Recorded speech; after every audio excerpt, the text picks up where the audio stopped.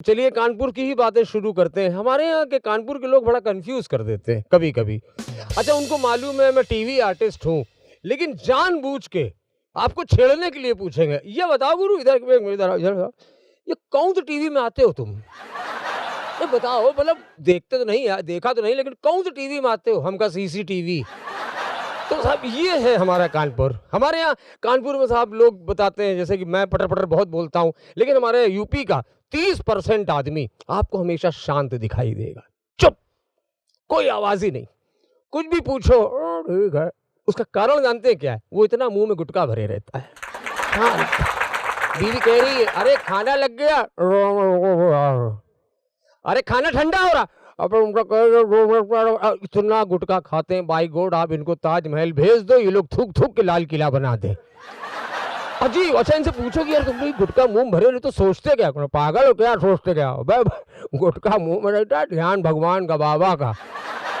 एक दिन बाबा त्रिशूल लेके प्रसन्न हो गए बच्चा के पास आके ना बच्चा तुम्हारी भक्ति से प्रसन्न हुए ये लो अमृत। बोला बाबा 2 मिनट रुको अभी भी गुटखा खाया है। बोला भगवान भी होल्ड कर रहे हैं इनके चक्कर में।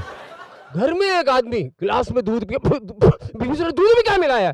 बीवी बोली केसर खत्म हो गया तो गुटखा डाल दिया दाने दाने में केसर का दम। ये है हमारा शहर यूपी।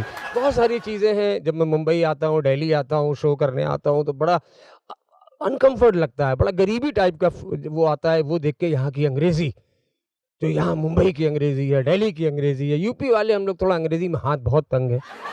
तो बिहार में तो स्तर और खराब है मतलब अगर गलती से बॉयफ्रेंड अपनी गर्लफ्रेंड को अंग्रेजी में गर्लफ्रेंड बॉयफ्रेंड को मैसेज कर दे अंग्रेजी में दोनों कंफ्यूज हो जाते हैं। बॉयफ्रेंड इसने देखा अंग्रेजी में मैसेज समझी नहीं आ रहा है क्या तो सबसे पढ़े लिखे को बुलाया चाचा इधर आओ ये देखो कंपनी का है कि उसका तो समझ नहीं आ रहा है।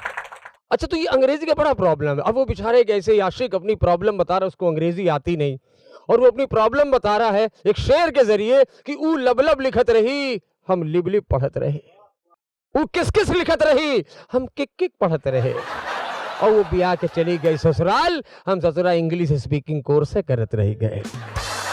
अंग्रेजी की प्रॉब्लम। अच्छा हमारे ऐसा नहीं कि महिलाएं हमारे अंग्रेजी नहीं बोलती हैं। बिहार के लोग बोले मैं शो में पहुंचा मैंने कहा सर मैं राजन श्रीवास्तव बोले हाँ हाँ आइए आइए आइए यहाँ फिनिश हो लीजिए। सर यहाँ फिनिश हो जाएंगे तो प्रोग्राम कौन करेगा तो वो अंग्रेज। अच्छा वहाँ की महिलाएं एक दूसरे से पड़ोसी उनको लगता है कि हम अंग्रेजी बोलेंगे इंप्रेशन पड़ेगा फौरन खिड़की खोली hello Mrs Gupta by God कितने संडों से नहीं देखा। ये हमारे यहाँ तो ये छोटी छोटी जो समस्याएं हैं और इनमें भी इंजॉयमेंट होता है इनमें भी आनंद होता है। हाँ अब जैसे हमारे यहाँ जैसे मुंबई आरजे में आप दिल्ली आप जाओ यहाँ पर आरजेस बहुत होते हैं है ना रेडियो पे जो बोलते हैं बड़े प्यार से नमस्कार मैं हूं आपका दोस्त विनय वक्त 7:30 तो ये मतलब यूपी भेज दिया गया आरजे को जाओ यार वहां जाओ लोगों को गाना सुनाओ। अब बेचारे मुंबई दिल्ली के आरजे यूपी में पहुंचे यूपी के लोग फुर्सतिया।